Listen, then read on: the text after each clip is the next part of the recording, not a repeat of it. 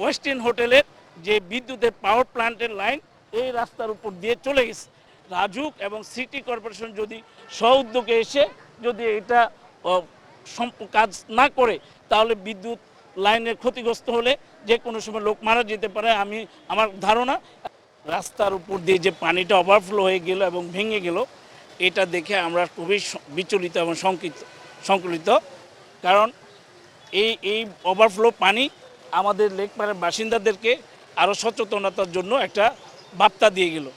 এই অঞ্চলে পানি সরবরাহের ব্যবস্থা হলো এই গুলশান লেক। যেহেতু গুলশান প্রতিষ্ঠিত হওয়ার পর এই খালটি আর খনন করা নেই, আমার জন্মলগ্ন থেকে আমি আর দেখিনি। তাই আর এই রাস্তার সাথে এই রাস্তার নিচে যে পাইপ আছে সেই পাইপ দিয়ে এইদিকে পানি সরবরাহের ব্যবস্থা ক্লিয়ার না, তুলনামূলক ছোট। এটার মাঝখানে যদি কালভার্ট থাকতো তাহলে এই রাস্তাটা ভাঙার সম্ভাবনা ছিল না। আমি আরেক প্রশাসন দৃষ্টি আকর্ষণ করব, ওয়াসাকে যখন অতিমাত্রা বৃষ্টি হয় তখন এই যে রামপুরা যে সুইচ গেটটা আছে এটা যেন খুলে দেয়। এই লেকের পানি এবং এই অঞ্চলের পানি, রামপুরা বনশ্রী যে লেক মেরাদিয়া, এটা হলো বালু নদীতে সাথে সংযুক্ত এবং সুবাস্তর পাশে যে সুতিবোলা খাল এটার সাথে সম্পৃক্ত। এই যে আপনি দেখেন ভাঙার ফলে এই যে ইন্টারনেটের যে কেবল, এটা যে কোনো সময় ক্ষতিগ্রস্ত হতে পারে। এটা হলে সারা বিশ্বের সাথে যোগাযোগ বিচ্ছিন্ন হবে।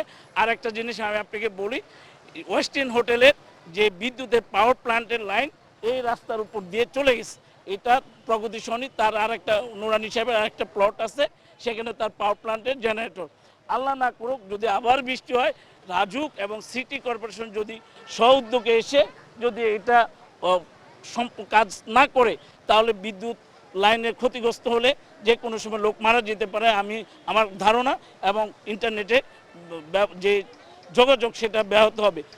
গুলশান বনানী যারা চাকরি করে মধ্যবিত্ত শ্রেণীর বেশিরভাগ মানুষ তারা সবাই এই রোডের ওপারেই থাকে এবং এই রোডে যেমন নিত্যপণ্যের দামও বেশি, বাসা ভাড়াও বেশি, তেমনি এই রোডটা খুবই গুরুত্বপূর্ণ, রিক্সা ভাড়াও বেশি। কিন্তু 17 বছরের মধ্যে কখনো দেখি নাই যে এরকম একটা জনদুর্ভোগ আমরা পেয়েছি। কিন্তু এইবারই হলো যে আমি গত 2 দিন যাবত এই ছাতা হাতে নিয়ে অফিস করতেছি, এই স্যান্ডেল পায়ে, আমার বাইক আছে আমি চলতে পারতেছি না, খুবই জনদুর্ভোগ হচ্ছে।